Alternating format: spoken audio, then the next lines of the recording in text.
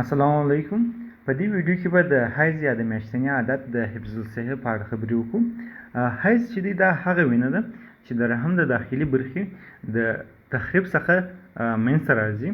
رحم چې دی دا هر میاشت نشونما کوي تر څو د حمل دپاره زمینه مساعده کړي، خو کله چې حمل وانخیستل سي نو د رحم دغه برخه تخریبیږي او د حیض یا د میاشتني عادت د وینې په شکل باندې د بدن څخه خارجیږي. حیض یا د میاشتني عادت چې دی دا یو طبیعي پدیده ده، یعنې دا یو نارمل فیزیولوژیک حالت دی.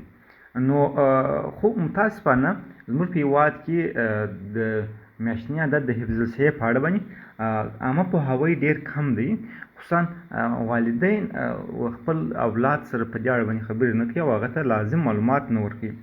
نو ځکه دا د دې باعث ګرځي چې مېرمنې یا نجونې د چټلو ټوکرانو څخه ګټه واخلي د میاشتني عادت په جریان کې، چې دا د دې باعث ګرځي چې دغه چټل ټوکران د ډیرو ناروغیو، خطرناکو ناروغیو لکه ټوکسیک شاک سندروم او ځینې نور ناروغیو، حتی د شنډوالي باعث هم ګرځېدای شي. د یونیسف د سروې پر اساس باندې چې کابل او پروان ولایتونو په ښوونځیو کې ترسره کړل، دوی وموندل چې 60% نجونې د حیض په جریان کې د مکتب څخه غیر حاضري کوي. همدارنګه 80% مېرمنې د حیض په جریان کې ځان نه مینځي او 50% نجونو د لومړي میاشتني عادت د شروع په وخت کې په دې اړه باندې هیڅ پوهاوی نه درلودی چې حیض څه شی او دا څه ډول حالت دی او د دې سره څنګه باید برخورد وشي. نو موږ په هېواد کې د دې پدیدې په اړه باندې دونه معلومات کم دي، نو ځکه لازمي ده چې موږ په دې اړه باندې معلومات لاسته راوړو او تر څو وکولی سو چې د دې حالت سره مېرمنې وکولی سي چې د دې حالت سره ځان په سي ډول باندې عیار کړي او خپل حفظ الصحه د میاشتني عادت په جریان کې وساتي تر څو د ډېرو ناروغیو څخه ځان ساتلی وسي. د میاشتني عادت په اړه باندې ځینې غلط فکرونه او رواجونه زموږ په هېواد کې شته، چې د هغه څخه لومړی غلط فکر دا دی چې وایي د حیض په جریان کې حمام مه کوئ. دا یو غلط فکر دی، بلکې حمام کول د میاشتني عادت په جریان کې ګرم حمام اخیستل دا کولی شي چې د عضلاتو د استرحاب باعث وګرځي او د حیض په جریان کې کوم دردونه چې موجود دي د هغه دردونو د کموالي باعث وګرځي. نو حمام کول د حیض په جریان کې ښه کار دی. نو تاسو کوښښ وکړئ چې د میاشتني عادت په جریان کې په ګرمو اوبو سره حمام وکړئ. همدارنګه بل غلط فکر چې موږ په هېواد کې موجود دی هغه د مستې او پیاز مه خورئ د میاشتني عادت په جریان کې، چې دا هم یو غلط فکر دی، ځکه مستې په ځان کې کلسیم لري او کلسیم د عضلاتو په استرخاء باندې مثبت اغېزه لري او دا کولی شي مستې چې د حیض په جریان کې د عضلاتو د کوم درد موجود دی د هغه په کموالي کې هم ونډه ولري. نو تاسو کولی شئ چې مستې او پیاز د حیض په جریان کې وخورئ، هېڅ خبره نه ده. همدارنګه د میاشتني عادت په جریان کې پخلی مه کوئ، کیدای شي چې خواړه زهرجن سي.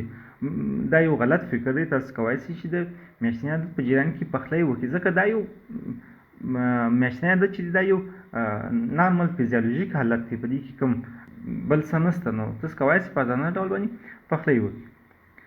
د میاشتني عادت په جریان کې تاسو څنګه کولی شئ چې حفظ الصحه وساتئ؟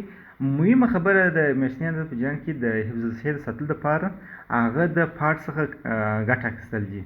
هغه هېواد کې چې د میاشتني عادت په اړه باندې معلومات عامه پوهاوی کم وي، په هغه ځای کې مېرمنې د میاشتني عادت د وینې د درولو لپاره د ټوکران څخه ګټه اخلي، چې هغه د دې باعث کېږي چې په دغه وینه کې میکروب تکثر وکړي، نشونما وکړي او وروسته د مختلفو ناروغیو باعث وګرځي.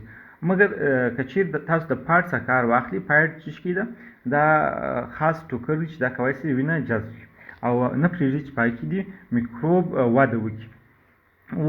پاډ به تاسو باید هر 3 څخه 4 ساعتو پورې تغییر ورکړي. که چیرې پاډ د ډېر وخت لپاره یو پاډ څخه کار واخلي، دا خپله په په دغه وینې کې هم میکروب نشو نما وکړي، نو برته دا هم کولی شي د مختلفو ناروغیو باعث وګرځي.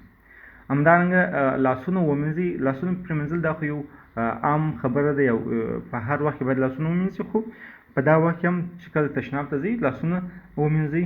همدارنګه حمام وکړئ. حمام دوې ګټې لري، یو خو دا چې حفظ الصحه مو ساتل کېږي.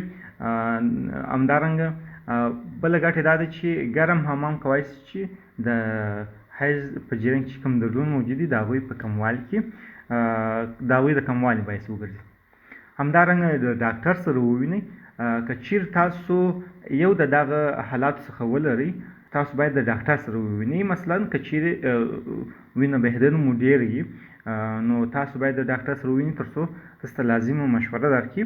او که چیرې ستاسو وینه بهېدنه د 2 ورځو څخه ډېر دوام وکړي، نو په دغه حالت کې تاسو کولی شئ د ډاکټر سره ووینئ.